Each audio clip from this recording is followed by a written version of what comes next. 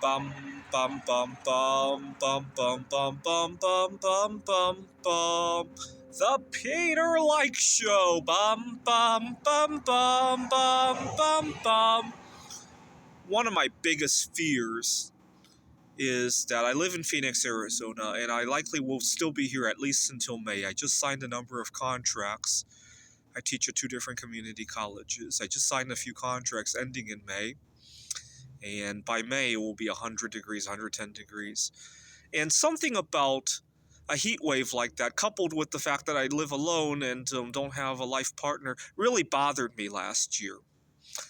And also, when I went apartment shopping, because my landlord is selling her place at the end of this year, when I went apartment shopping, it hit me how many options completely shut off because I only had one income. Not to mention all the other problems of being single. And also, 2 more things bothered me. I went to pay my car insurance premiums last August, right when I was suffering from heat wave and all that. And I realized that if I were married, it would be a heck of a lot less. In fact, I have a friend who is married and more or less the same situation as me, hasn't gotten into an at-fault accident for about as long.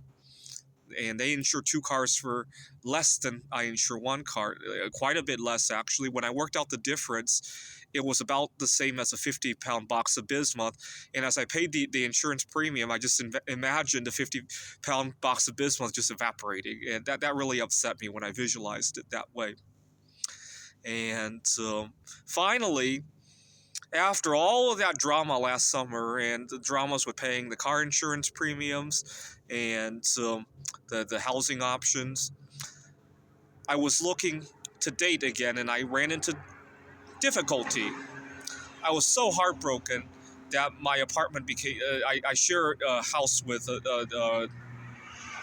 one other roommate and the owner, and I left a disaster in my room. And I would have gotten away with it, except one day my landlord needed to go in there to adjust the Wi-Fi box, and she was very upset. And when I explained, I apologized. I quickly cleaned up the room within half an hour, and I apologized, saying that I was heartbroken. She thought I was making excuses. She didn't want to accept that. Actually, 2 nights ago, my girlfriend came over for dinner. She didn't stay overnight because I don't think my landlord would be okay with that. She came over for dinner, and after she left, I went, my room's clean now. I apologized again to the landlord to explain that, I'm feeling better now. I was having difficulty making the right connections. Only then did she kind of digest it all. And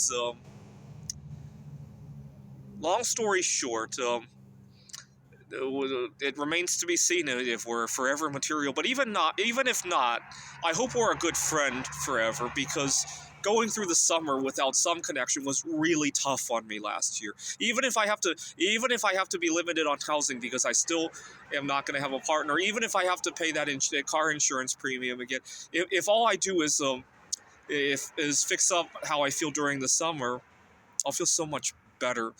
And last summer, one of the chart-topping songs was, of course, Taylor Swift's "Cruel Summer," and I almost thought it was written about my situation. That's how I felt about it. This is the Peter Dislike Show. Bum bum bum bum bum bum bum bum bum bum bum bum. The Peter Dislike Show. Bum bum bum bum bum bum bum.